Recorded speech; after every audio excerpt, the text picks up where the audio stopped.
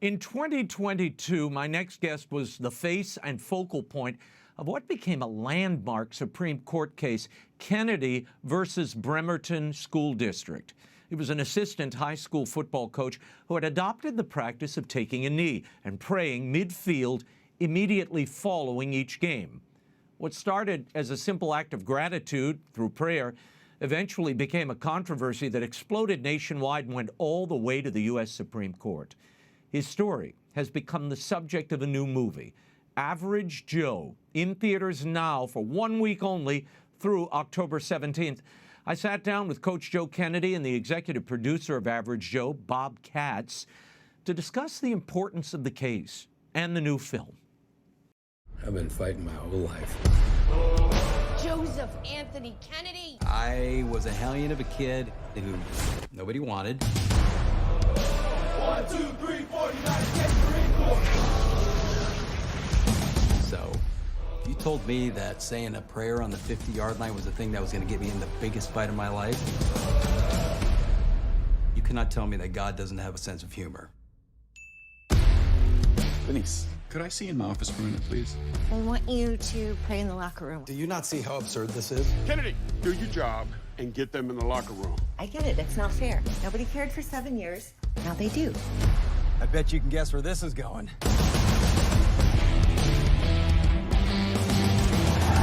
I made a promise to God. I can't let him down.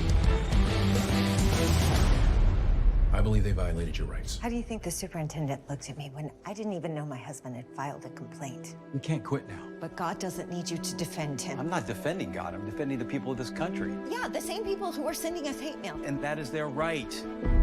This case is going to take years to litigate, and there's no guarantee a judge is going to rule in your favor. Are you up for that kind of fight? You're appealing to the Supreme Court? I can't stop. Not now. It's been 3 years of our lives turned completely upside down. I have been the collateral damage to this whole thing. Will you finish this with me? Because I can't do it without you. What is it going to take before your husband gives up this ridiculous crusade of his? I really don't appreciate your tone. And don't you ever speak to me about my husband that way again.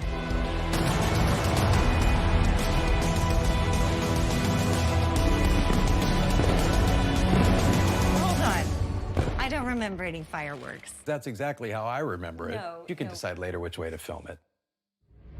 I'm proud of you, no matter what happens.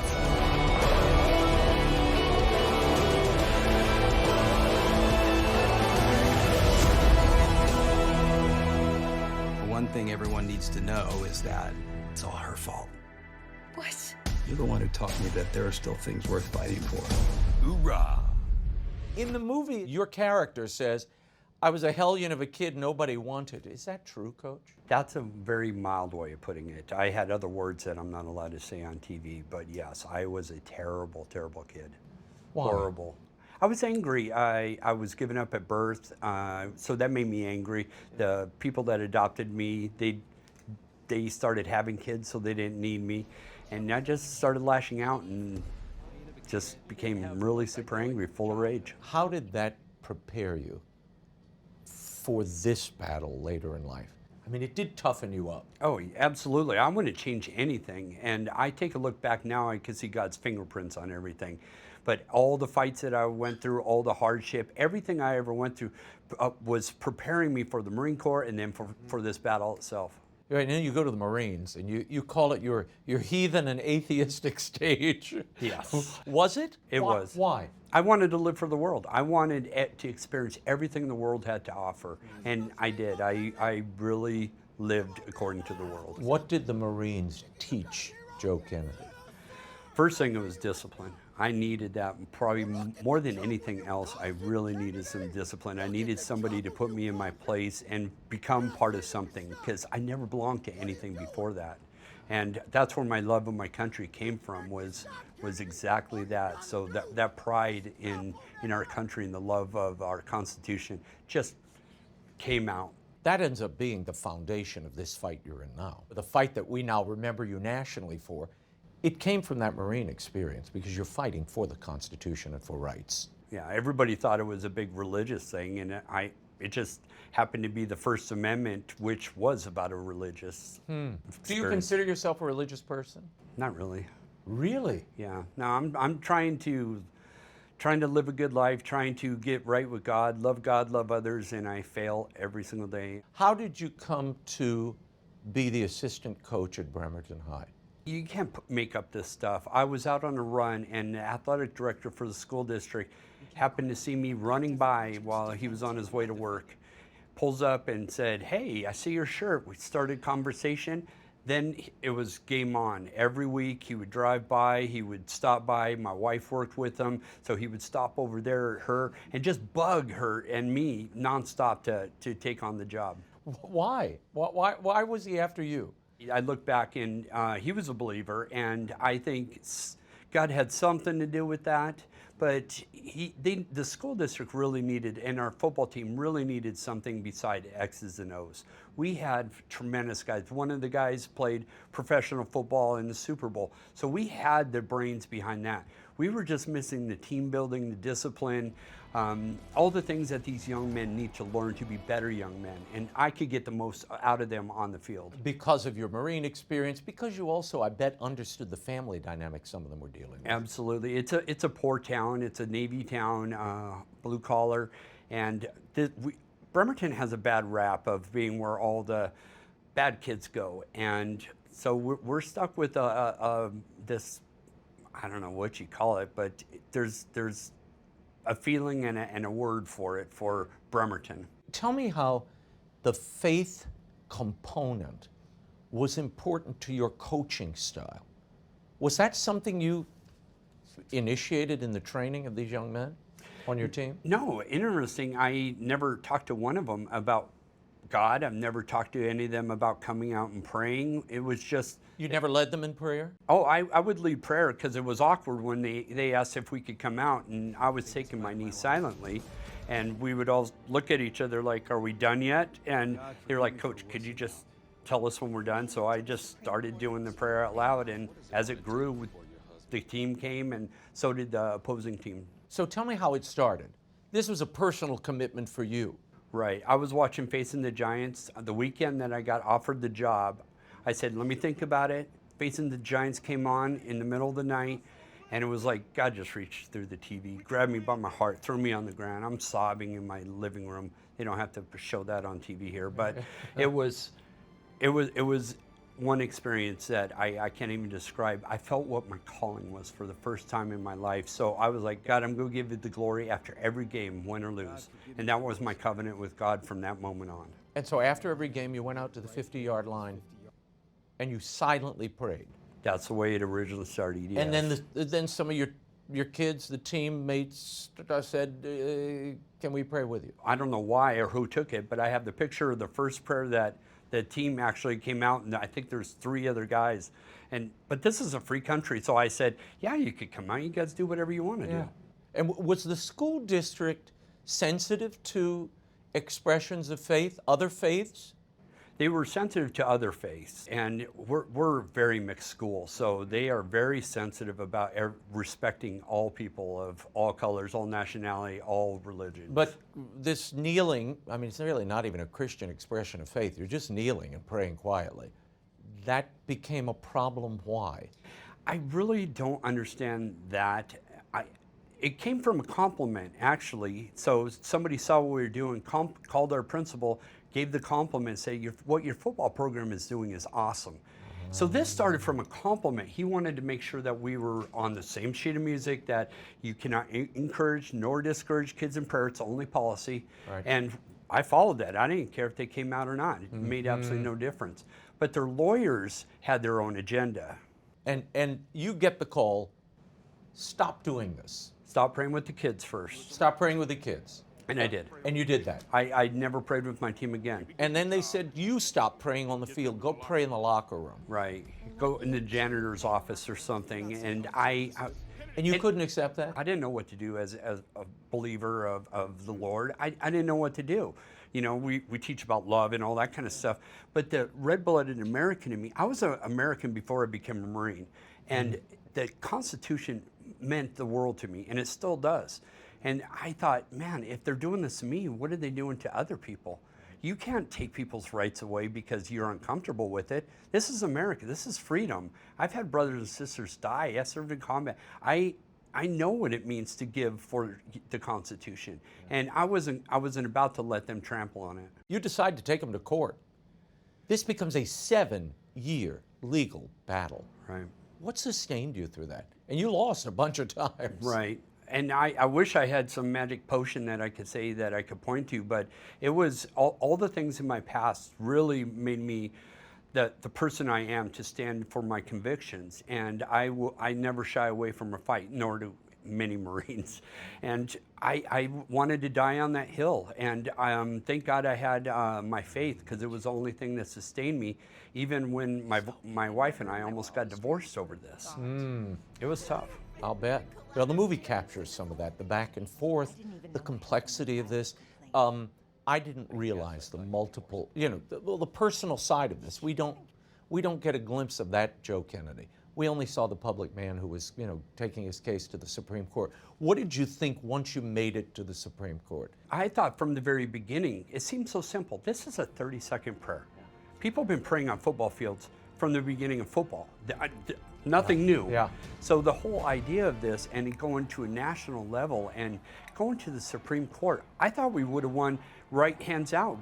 The freedom of expression, the freedom of religion, the freedom of speech. Assembly? It seems so black and white to me. Yeah. I didn't understand why it was such a big deal. But finally, when it went to the Supreme Court, I realized all our justice system, how messed up it is. But I knew the Supreme Court would look at what the facts of the case are and bounce it off of what the Constitution says. And that was my saving grace. And I wasn't worried about winning. I was worried about losing. Because if I lost, it would have been in the books that I lost the religious freedom for all Americans, and that would have been on me. What did you think when they came down that day and that ruling was issued? I had so many mixed emotions. There was that big sigh of relief, that weight of the world coming off my shoulders, because I didn't screw it up for everybody, and I didn't know what they were going to do with it. Because I only asked for 2 things. I asked to be a coach and to be able to pray after a football game. The only 2 things. They granted me that. All the other stuff they did with the freedom of religion and repealing the Lemon case, all of that, I had no idea even what it was. That was something that nobody saw coming. And they reinstate you in the job. They have to give you your job back. It was tough going back. They didn't welcome me with open arms, and they made it really tough. It seemed like the best thing to do is do the one last one, and it was the first decision my wife and I got to make together in 8 years. Because the lawyers always made it up, the school district or whoever, somebody else had say in her life. This was the first time, and I thought, it's better to walk away now, let everybody heal, and I accomplished what we needed to do. I didn't have any more kids on the football field. This is 8 years later. And the personal connection just wasn't there anymore. And they took the fun out of it. Tell me how the Average Joe movie came to be. Did they approach you about this? Yeah, I was at an event. I was speaking on the First Amendment, and this crazy guy came up, Troy Duhan. And if you don't know Troy, he's quite a character, full of energy. And he said, "Oh my gosh, I love this story. This needs to be a movie." And I was like, "Sure, pal." Yeah. Thank you. Yeah, exactly. And he's pursued it. He started sending me Bible verses every day for the past almost 10 years now, every single day. And he said, "We're going to make a movie. We're going to make a movie." I was like, yeah, when it happens, it happens. Then they sent up Stephanie Katz and to write it, and we wrote our book, Average Joe. Then I thought there might be something to this, but then there was COVID. There's all the things that come up, and so when they finally pulled the trigger on it, I was looking at my wife going, "Is this really happening?" I'm still in denial. All this stuff is just going over my head right now, and I'm trying to keep my head low and let it all pass. I also spoke with the executive producer of Average Joe, Bob Katz. Tell me how you became involved in this project. I know your daughter, Stephanie, had something to do with the telling of Coach Joe Stewart. Well, you know Troy Duhan. Troy met Coach 5-6 years ago and was just immediately taken with the story that Troy and I both had an interest in freedom of speech and freedom of religion kind of eroding away and people not noticing. And here's a man that decided, I didn't fight for 20 years for my country to lose my freedom of speech and freedom of religion. And the more we talked to him, the more we were intrigued by his story. And we saw a movie. Wow. And your daughter, Stephanie, was involved how? Stephanie is a screenwriter. She wrote The Blind, which was our last movie, and she also wrote this movie. Why do people need to see this story now? We did a spot not too long ago in the French Quarter, and we asked people, can you name your First Amendment rights? There's 5 of them. Nobody could name all 5 of them, not one. It was so embarrassing, I don't think we're going to use it. But it's that slippery slope. You start to lose a little of your freedom of speech. In exchange for some government favor, you lose your freedom of religion. In exchange for giving up any say in schools or in public places. And all of a sudden, you know, we're down that slippery slope to socialism. And Troy and I have seen it. It's troubled us. And then we heard about Joe, and all this man wanted to do was, after a football game, all he wanted to do is go out on the field. Everybody's going home. Wants to mind his own business, take a knee for 30 seconds, and thank God that he's allowed to pour into these young men, because he had a very troubled childhood. Just wanted to thank God and go home to his wife. And the school board said, no, you go to a broom closet in the locker room if you want to pray. And we were all like, this is crazy. This is just crazy. Why call it Average Joe? Because if everybody was just one of us, just an average Joe, it's Joe. You know, he's not famous. He's just a guy who spent a career in the Marine Corps, got out, wanted to coach kids because he had a troubled childhood. He wanted to pour into kids not so much football skills as life skills to help the kids that were going through what he went through. Bob, tell me about the artistic decision to break the fourth wall at times. You have actors talking to the camera. They're in the middle of a scene, they look to the camera and they start talking and do almost a commentary, and then they're back in the scene. Why do that? That was my genius daughter scriptwriter's idea. And we went back and forth, a lot of us, gave her pushback, and she brought us films like Molly's Game where they do it successfully. Right. And we said, okay, we kind of like the idea, but like you, we got to see it. Yeah. And the more we saw it, the more we loved it. And the audience feedback when we started screening it was great. They really loved it. So I think in this particular film, it works really, really well. What does it accomplish? It draws in, you know, this is an average Joe. This is me. This is the people that are going to see this movie. And it just helps you relate even that much more with Joe. What drew you to this project? Many, many years ago, I was also a Marine. Yeah. I fought in Vietnam. Joe was in Iraq. So I could understand Joe digging in. When you tell somebody, you fought for 20 years in the Marine Corps, I'm taking away your freedom of speech and freedom of religion, a lot of people would just shrug their shoulders, I'll go pray in the broom closet. Right. Joe dug in, and I understood, being a Marine myself, what it meant to no, you're not going to do this. That First Amendment is what made this the greatest country in the history of the world, and you can't give it up. Tell me what it's like seeing this struggle, really not just the 8 years you struggled over this case, your entire life depicted on film this way. Yeah, it's weird. I wish I had a better word. It is so weird. And it's so emotional too, because I see the parts of, you know, me in combat and all these memories that I have, and a lot of them are great memories. It's like, yeah, I remember that, because they stayed so true to the story. Really? They didn't Hollywoodize this thing. They actually toned it way down from real life. Okay. And I was just amazed how good they were doing with it. But it is weird. I have no other words to say it. And it's really emotional for my wife and I, because it does show us when we were kids and all the battles we went through, and a lot of the pain that we haven't addressed in, 40 years. So all of this is going to be right there on the big screen in front of everybody. But now you become that inspiration for perhaps somebody else in the way that movie was for you. I would like to think that, but I'm glad somebody else is playing me so they could point to that and the movie and the story. Not me, but the story and somebody else. I'm not the face of it, which is really nice for me. I could hide in plain sight and just be the average me like I always am. What do you want people to take from this film, but more importantly, from your witness and your journey to protect this First Amendment freedom? I think I want people to walk away with a new appreciation for marriage. Because what me and my wife went through since we were kids, and our story, I think it's one of the best love stories. It's up there with Braveheart for me. I really love the love story of that, and the love of my country. It really shows what being an American's about, and the passion that I have for that, and my love for the Lord, and really putting all those together. And if I could do this, I want people to walk out of that theater like in Rocky. You walk out and you're ready to take on the You're world. pumped up. And they're like, oh yeah, if that schmuck could do it, I could do it. It's also, like you, it's a lot of fun. It actually is a wild ride and a lot of fun. That's what we wanted. I really wanted it to be that. I didn't want it to be the dark or the cheesy religious. I wanted it to be real life that all of us go through. All of us have a story, and that's why I think most people will be able to relate to this.